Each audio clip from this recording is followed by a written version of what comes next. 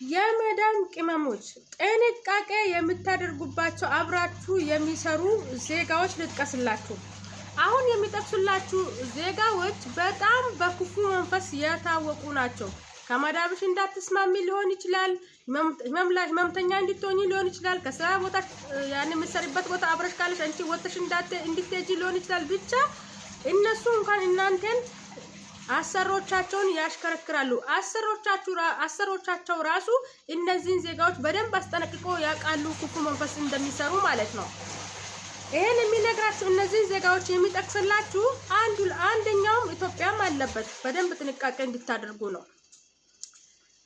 የመዳም ቅመሞች ልብሳችሁ እንደፈለጋችሁ እነዚህ ዜጋዎች ጋር አለማስቀመጥ። ያበጠራችሁት የፀጉራችሁ የወጣውን በሙሽጥ ላይ እንዳተውት ቀጥታ ወደ ቆሻሻ ድርሃም መጣን ነው። ሌላኛው የቆረጣችሁት የጥፍራችሁ መቅረጫ ወይም የቆረጣችሁት የእናንተ ንክኪ የሆነ ነገር ሁሉ እነሱ ፊት ለፊት አላማተው ማለት ነው። የተጠቀማችሁት ሞዴስ ማለት ነው።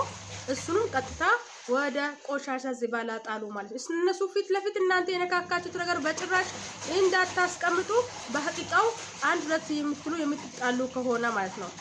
እነዚህ ዜጋዎች እነማን ናቸው?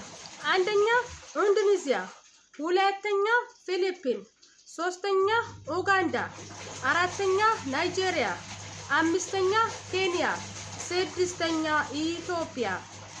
እነዚህ ዜጋዎች በተለይ የጠራኋቸው አምስቱ ዜጋዎች ጋር አብራችሁ የምትሰሩ ከሆነ ጥንቃቄ በደንብ አድርጉ። በተለይ ስትጣሉ እቃችሁን ስብስብ አድርጉ። ያበጠራችሁትም የወጣውን ፀጉር እንደፈለጋችሁት ዝባላ ቆሻሻ ውስጥ አታስቀምጡት። ቀጥታ የውጭ ቆሻሻ ላይ አውጥታችሁ ጣሉ።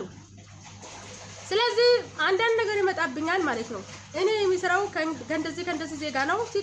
ሲጣላት ፓንቴን ወሰደች፣ ጡት ማጀን ወሰደች፣ አሁን ህመም ላይ ነው ያለሁት የሚሉ የመዳም ቅመሞች በውስጡ ስላሉ እናንተ ጥንቃቄ እንድታደርጉ ከነዚህ ዜጋዎች ሲሰሩ ማለት ነው።